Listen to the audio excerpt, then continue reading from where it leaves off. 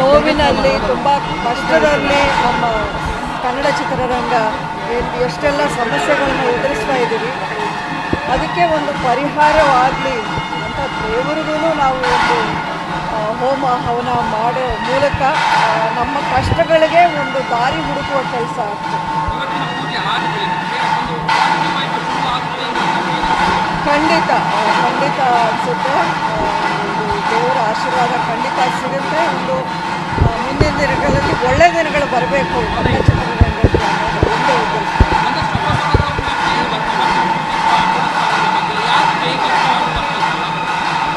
ಅಲ್ಲ, ಮಾಡೋದ್ರಿಂದ ಯಾರಿಗೇನು ಅನ್ಯಾಯ ಅಂತೂ ಆಗ್ತಿಲ್ಲ ತಾನೇ. ಯಾರಿಗಾದ್ರೂ ಏನಾದರೂ ಅನ್ಯಾಯ ಆಗ್ತಿಲ್ಲ. ಕೆಲವರು ಸುಮ್ಮನೆ ಪ್ರತಿಯೊಂದಕ್ಕೂ ಏನಾದರೂ ಒಂದು ಪ್ರಾಬ್ಲಮ್ಮನ್ನು ಕ್ರಿಯೇಟ್ ಮಾಡಬೇಕು ಅಥವಾ ಅದರ ಬಗ್ಗೆ ಒಂದು ನೆಗೆಟಿವ್ ಆಗಿ ಮಾತಾಡಬೇಕು ಅನ್ನೋ ಉದ್ದೇಶ ಇಟ್ಕೊಂಡೇ ಮಾತಾಡ್ತಾರೆ. ಅಂಥವರು ಮುಂದೆ ಬಂದು ನಮ್ಮ ಚಿತ್ರ ಪರಿಶ್ರಮಕ್ಕೆ ಏನಾದರೂ ಮಾಡ್ತಾ ಇದ್ದಾರೆ ಅನ್ನೋ ಒಂದು ಕ್ವೆಶ್ಚನ್ ನನಗೂ ಬೇಜಾರಾಗುತ್ತೆ. ಇಂಥ ಒಂದು ಹೇಳಿಕೆಗಳನ್ನು ನೋಡಿ ಏನೇನೋ ಫ್ರೀಯಾಗಿ ಸಲಹೆಗಳನ್ನೆಲ್ಲ ಕೊಡ್ತಾರೆ.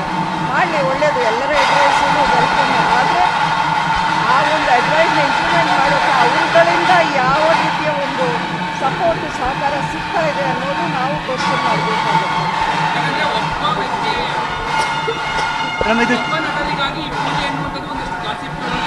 ಇದು ದರ್ಶನ್ ಅವ್ರಿಗಾಗಿ ಮಾಡ್ತಿರುವಂಥ ಪೂಜೆ ಚಿತ್ರರಂಗಕ್ಕಾಗಿ ಅಲ್ಲ ಅನ್ನುವಂಥ ಮಾತು ಮೇಡಮ್. ನೇರವಾಗಿ ದರ್ಶನ್ ಅವರಿಗಾಗಿ ಪೂಜೆನ ಅವರ ಅಭಿಮಾನಿಗಳು, ಅವ್ರ ಮನೆಯವರು, ಅವ್ರ ಹತ್ತಿರದವರು ಎಲ್ಲ ಟೆಂಪಲ್ಸಲ್ಲಿ ದೇವಸ್ಥಾನಗಳನ್ನು ಮಾಡಬೇಕು. ಇಲ್ಲಿಗೆ ಬಂದು ಮಾಡಬೇಕು ಅನ್ನೋದು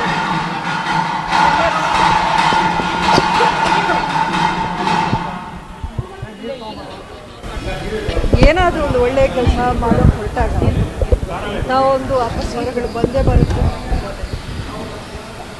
ಅದೇನು ಮಾಡೋಕ್ಕಾಗಲ್ಲ. ದೇವರು ದೇವತೆಯರೂ ಮಾಡಬೇಕಾದ್ರೆ ಏನಾದರೂ ಒಂದು ಒಳ್ಳೆಯ ಶುಭ ಕಾರ್ಯ ಆವಾಗ್ಲೂ ಬಂದು ರಾಕ್ಷಸರು ಒಂದಷ್ಟು ಕಷ್ಟ ಕೊಡೋರು. ಸೊ ಇದರಲ್ಲಿ ಆಶ್ಚರ್ಯ ಪಡುವಂಥದ್ದು ಏನಿಲ್ಲ. ಇದು ಒಬ್ಬರ ಒಂದು ಅದೇನೋ ಒಳ್ಳೆಯದಾಗಲಿ ಅನ್ನೋದು ಮಾಡಿದಾಗ ಇಡೀ ಕನ್ನಡ ಚಿತ್ರರಂಗಕ್ಕೆ ಒಳ್ಳೆಯದಾಗಬೇಕು ಅನ್ನೋ ಉದ್ದೇಶ ಅಷ್ಟೇ. ಒಳ್ಳೆಯ ಉದ್ದೇಶ ಇಟ್ಕೊಂಡು ಮಾಡಬೇಕಾದ್ರೆ ಇಂಥ ಒಂದು ಕಾರ್ಯಕ್ಕೆ ಆದರೆ ನಿಮ್ಮ ಸಹಕಾರ, ನಿಮ್ಮ ಪಾರ್ಟಿಸಿಪೇಷನ್ ಇದ್ದರೆ ಸಂತೋಷ. ಇಲ್ಲ ಅಂದರೆ ಸುಮ್ಮನೆ ಆದರೂ ಇದ್ದರೂ ಓಕೆ. ಅದಕ್ಕೆ ನೆಗೆಟಿವ್ ಮಾತಾಡೋದ್ರಿಂದ ಯಾರಿಗೂ ಒಳ್ಳೆಯದು ಅಂತೂ ಆಗಲ್ಲ. ಇವತ್ತು ಎಲ್ಲ ಇಲ್ಲಿರೋದು ಚಿತ್ರರಂಗದಲ್ಲಿ ಕಷ್ಟಪಟ್ಟು ಏನೆಲ್ಲ ಅವ್ರದ್ದು ಕಾಂಟ್ರಿಬ್ಯೂಷನ್ ಇದೆ, ಅವರ ಪರವಾಗಿ ಒಂದು ಪ್ರಯತ್ನ ಅಷ್ಟೇ. ರಾಕ್ಲೈನ್ ಸರ್ ಮಾತಾಡ್ತಾ ಒಂದು ನಮ್ಮ ಹಿರಿಯರಲ್ಲಿದ್ದ ಒಗ್ಗಟ್ಟು ನಮ್ಮಲ್ಲಿ ಇಲ್ಲ ಅಂತ ಹೇಳ್ತಾ ಇದ್ರು ಮೇಡಮ್ ಮೊನ್ನೆ. ಸೊ ಅದೇ ರೀತಿ ನಮ್ಮ ಹಿರಿಯ ನಟರಲ್ಲಿದ್ದಂಥ ಒಗ್ಗಟ್ಟು ಈಗ ನಮ್ಮ ಇಂಡಸ್ಟ್ರಿಯಲ್ಲಿ ಇಲ್ಲ ಅಂತ ಹೇಳ್ತಿದ್ರು. ಅದೇ ರೀತಿಯಾಗಿ ಇವತ್ತು ಸಾಕಷ್ಟು ಕಲಾವಿದರು, ನಟ ನಟಿಯರು ಗೈರಾಗಿದ್ದಾರೆ ಮೇಡಮ್. ಈ ಪೂಜೆ ಬಗ್ಗೆ ಏನು ಹೇಳ್ತಾರೆ ಮೇಡಮ್?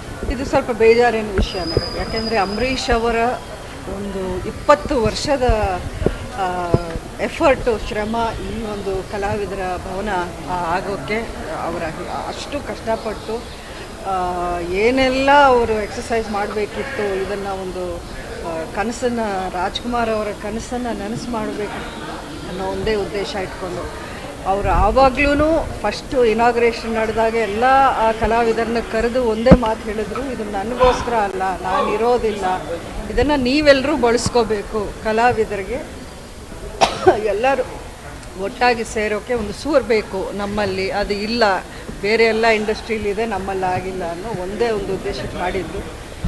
ಉಳಿದಿದ್ದು ಅವ್ರಿಗೆಲ್ಲರಿಗೂ ಬಿಟ್ಟಿತ್ತು. ಕಲಾವಿದರ ಸಂಘದ ಚುನಾವಣೆ ವಿಚಾರವಾಗಿ ಎನ್ ಆರ್ ರಮೇಶ್ ಅನ್ನುವಂಥವ್ರು ಕೋರ್ಟ್ಗೆ ಹೋಗಿದ್ದಾರೆ ಮೇಡಮ್.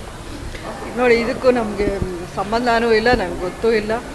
ಅದು ಸಂಬಂಧಪಟ್ಟ ಯಾರು ಕಮಿಟಿಲಿದ್ದಾರೆ, ಮೆಂಬರ್ಸ್ ಯಾರಿದ್ದಾರೆ, ಸೆಕ್ರೆಟ್ರಿ, ಟ್ರೆಷರರ್ ಎಲ್ಲ ಇದ್ದಾರೆ, ಅವ್ರ ಹತ್ರ ನಿಮ್ಮ ಮಾಹಿತಿ ತಗೊಂಡ್ರೆ ಬೆಟರ್. ನಾನಷ್ಟು ಅಲ್ಲಲ್ಲ, ಅಂಬರೀಷ್ ಅವರು ಇದ್ದಾಗಲೂ ನಾನು ಅಷ್ಟು ಈ ಅಂದರೆ ಅಡ್ಮಿನಿಸ್ಟ್ರೇಷನ್ ವಿಷಯದಲ್ಲಿ ನಾನು ಇನ್ವಾಲ್ವ್ ಆಗಿಲ್ಲ.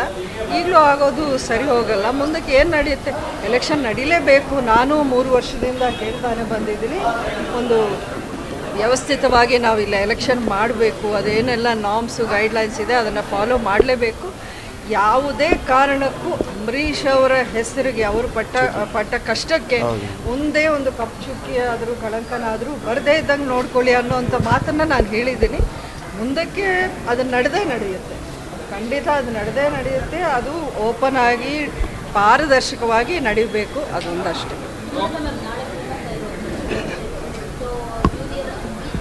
ನಾಳೆ ಯಾವ ಶ್ರೀಮಂತನೂ ಇಲ್ಲ, ನಿಮಗೆ ತಪ್ಪು ನ್ಯೂಸು.